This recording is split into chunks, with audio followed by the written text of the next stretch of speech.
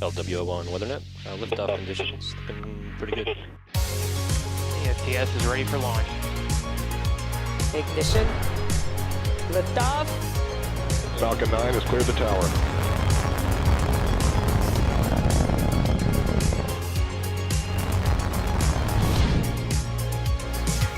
Ten, 9, 8, Side booster ignition. 6, 5, 4, 3, 2, 1.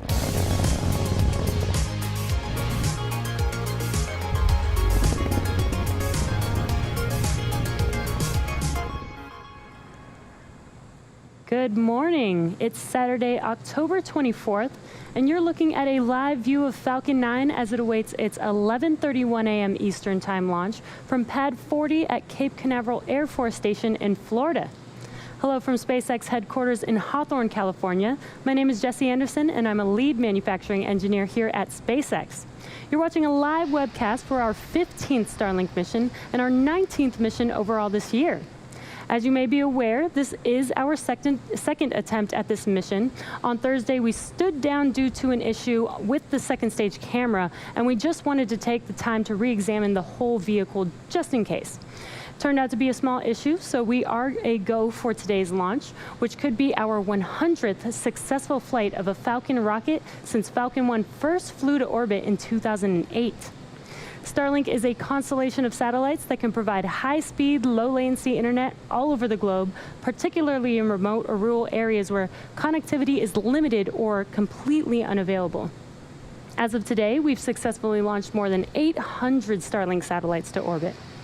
Today, we will be performing 2 burns on the second stage and deploying our 60 Starlink satellites about an hour into the mission. Our satellites have ion thrusters on board that will take them to their final orbit once separating from second stage, but those 2 Merlin vacuum engine burns will get them as close as we can to their final orbit. We're now at T-minus 8 minutes and 45 seconds, and all systems are go for an on-time liftoff this morning. As for weather, it's currently a watch item, but at this time we are go for launch.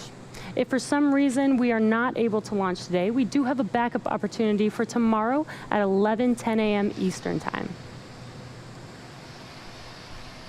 Now what you're seeing on your screen is a live view of Falcon 9, our 2-stage vehicle that stands at 229 feet or 70 meters tall, which is just a little bit taller than the wingspan of a 747. The booster used in today's launch will be taking flight for the 3rd time. Its first mission was in June of this year for the GPS-3 Space Vehicle 3 mission, and again just last month in September on our 12th Starlink mission. The bottom 2/3 of the vehicle is the first stage, which has 9 Merlin or M1D engines to take the vehicle to the edge of space where it will separate from the second stage and then start its journey back home to Earth. This reusable booster was designed for 10 or more flights with minimal refurbishment between each flight.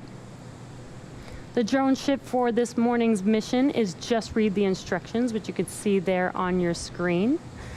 And this will be the 3rd landing for this booster today if we do touch down on this drone ship today. Today will be the 17th time that we will fly a flight-proven booster just this year, and the 45th reflight of a booster overall. The second stage is sitting on top of the first stage, and it's connected by that black section on the vehicle, which is the composite inner stage, currently housing the second stage's single Merlin vacuum or MVAC engine. That MVAC engine will ignite after stage separation and has about 981 kilonewtons, or about 220,000 pounds of thrust.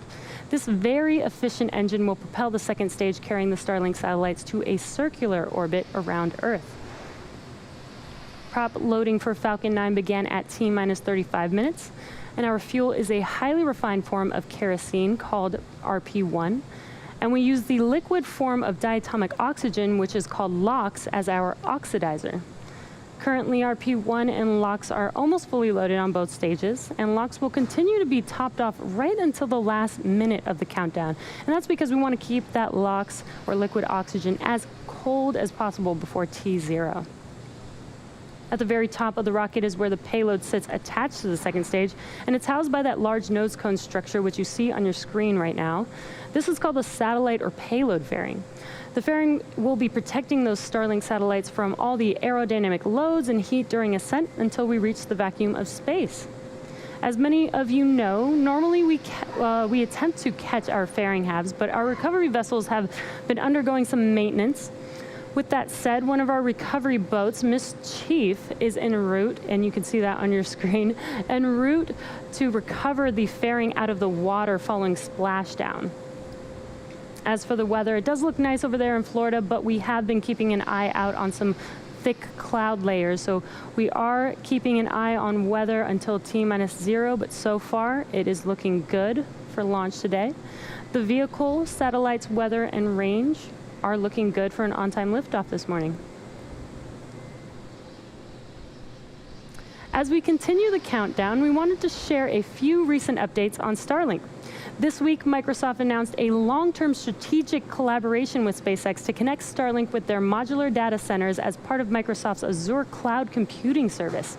This collaboration could help make internet access and networking capabilities available for customers in remote and rugged environments around the world. Speaking of remote locations, Starlink is making its way to another rural location right here in the United States. Earlier this week, the Ector County Independent School District in Texas announced their participation in a new pilot program to help local students and their families access high-speed, low-latency internet. Similar to other rural communities across the country, many residents of Ector County have limited to no connectivity. This issue was magnified for the school district when COVID-19 forced school building closures earlier this year, as nearly 2 in 5 students in the district do not have access to reliable high-speed internet at home. Starting in 2021, Starlink will connect up to 45 households in the community as part of the pilot program. And as the network capabilities continue to grow, it will then expand service to an additional 90 households in the school district. Our Starlink network is still in its early stages, but if you're interested in receiving future updates on Starlink news and service availability in your area, visit starlink.com. We're currently at T-minus 3.5 minutes from liftoff, and Falcon 9 is heading down the final stretch of the terminal countdown. The first and second stages are almost fully loaded with 1 million pounds of kerosene fuel and liquid oxygen. First stage prop loading will wrap up at T-minus 3 minutes in about 20 seconds here, and second stage will complete at T-minus 2 minutes.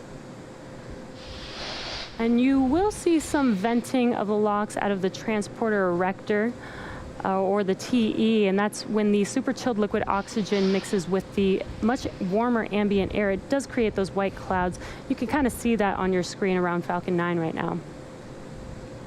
At T-minus 60 seconds, Falcon 9's Complete.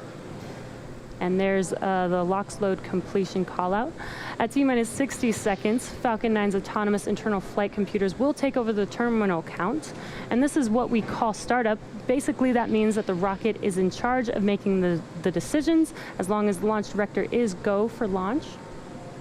And at this time, the Starlink payload continues to be healthy. Falcon 9 team is tracking no issues on the rocket. Weather is still looking good. We're still keeping an eye out on it, but weather is still looking good for T0, and the range is green for launch.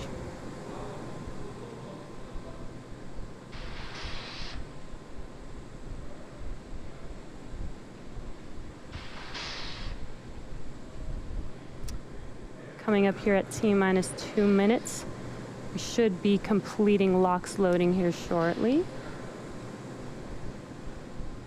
Again, as I mentioned earlier, those white clouds that you see around Falcon 9 is from the venting of the LOX line. And this is normal. Load is complete. There's that call out for stage 2 LOX load complete. Again, those white clouds are normal that you see there on your screen.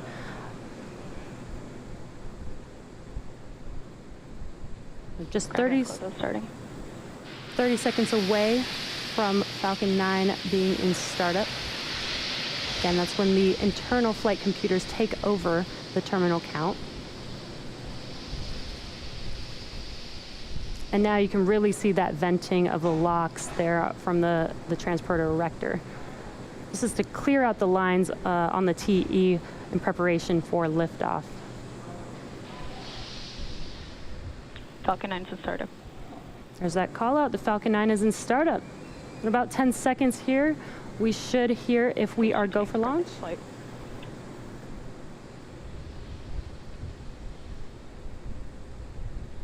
LD is go for launch. And you heard that the LD is go for launch. So it looks like weather is in our favor today. So at T minus 30 seconds, let's listen into the terminal count and watch as Falcon 9 takes our 60 Starlink satellites into orbit today.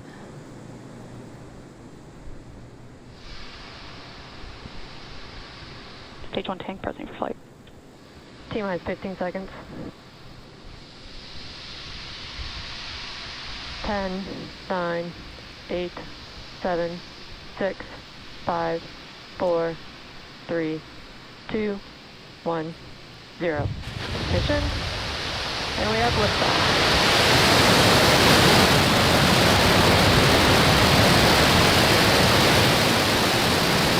Vehicles pitching downrange.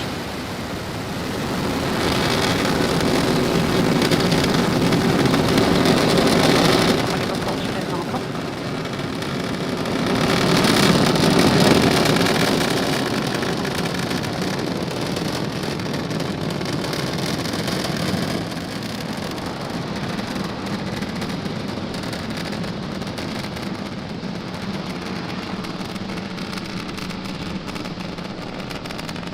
At T plus 40 seconds into liftoff, Falcon 9 has successfully lifted off from Pad 40 at Cape Canaveral Air Force Station, carrying our Starlink payload out into space. Now we just throttled down the engines in preparation for Max Q, which stands for maximum aerodynamic pressure. Mach 1. This is the largest structural load that the vehicle will see throughout ascent. Should be coming up on Max Q in a few seconds here. Max Q. And there's that call out that we just passed through Max Q. In about a minute, we will have 3 events that happen very quickly, one after another.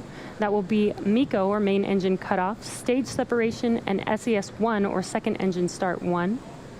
And main engine cutoff is where all 9 of those M1D engines shut down to slow the vehicle down in preparation for stage separation, which is when the first stage separates from the second stage. After stage separation is SES-1, or second engine start 1. And this is where the MVAC engine lights up for its first burn and propels the second stage along with the Starlink satellites to orbit.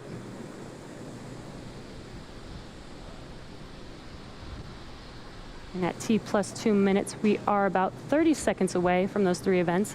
Again, that's MECO, stage separation, and SES-1.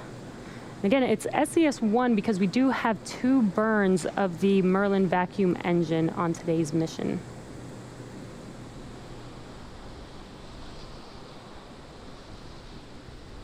We have a beautiful view of the first stage.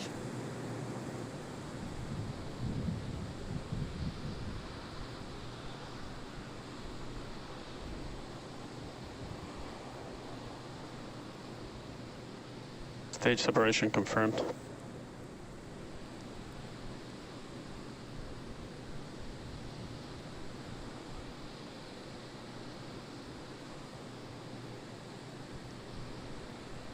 And there you just watched MECO, main engine cutoff, stage separation, and that second stage engine ignite. We're just about 15 seconds here from fairing deploy, and on your right-hand screen you can see a view of inside of those fairing halves, looking at the Starlink payload as well. And on your left-hand screen is first stage, making its way back to Earth. Bearing separation confirmed. And there, as you watch on your screen, that is confirmation that those fairing halves have deployed. And as a reminder, we will be attempting to pick up the fairing halves after they touch down on the water with our recovery vessel, Miss Chief, today.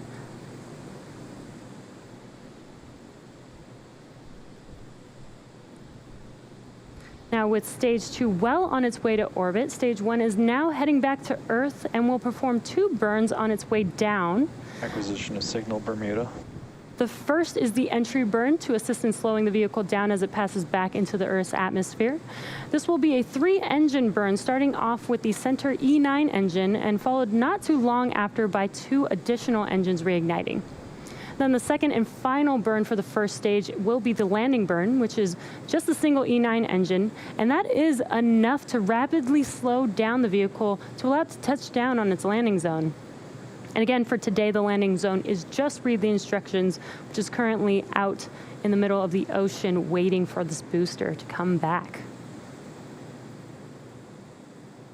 Stage 2 is looking good and nominal. Got a nice view of that MVAC engine on your right-hand screen. Stage 2 is taking our Starlink payload to its targeted orbit, and these 60 Starlink satellites will join the constellation already on orbit, which are designed to provide high-speed, low-latency internet to people here on Earth, and especially to places where good internet is really hard to access. It's just after T plus 5 minutes, so we're just about a minute away from the entry burn beginning on the first stage. Entry burn will be... Trajectory. There's a call out. The vehicle second stage is on nominal trajectory. That entry burn will last about 22 seconds long. And you can see on your left-hand screen the first stage, the grid fins are deployed, but they actually don't start steering until after entry burn. That's because it requires the atmosphere and air to be flowing through those grid fins.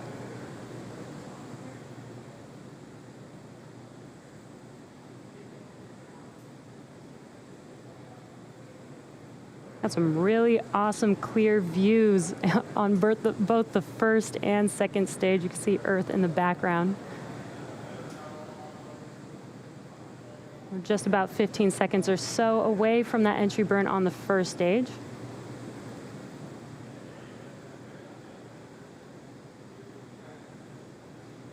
Stage 1 FTS is saved.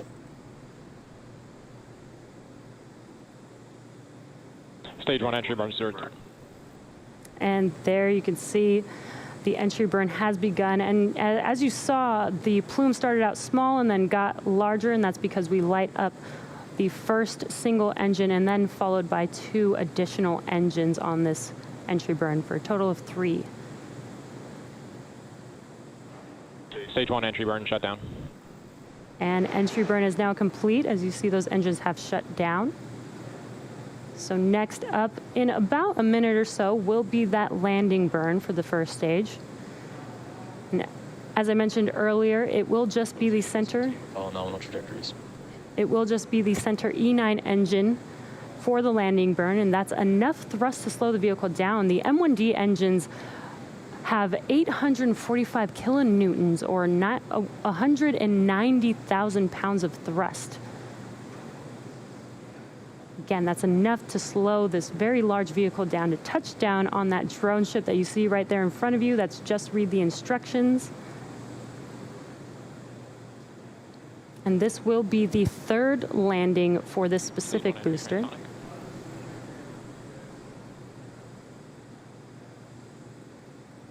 About 20 seconds or so away from that landing burn beginning.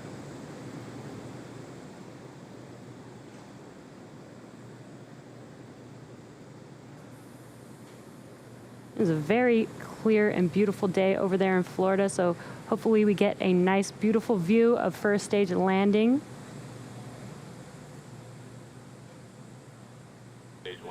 Stage 1 landing burn. There's confirmation, stage 1 landing burn. You can kind of see that burn kind of shaking the camera there. Stage 1 landing leg deploy.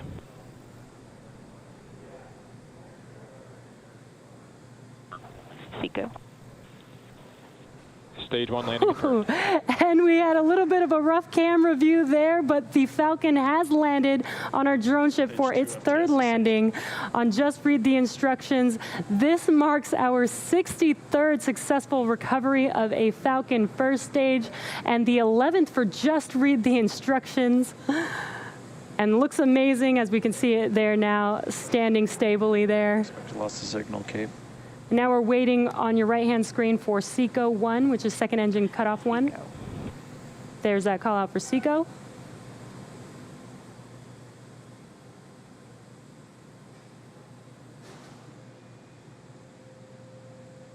We're waiting for confirmation of good orbit here.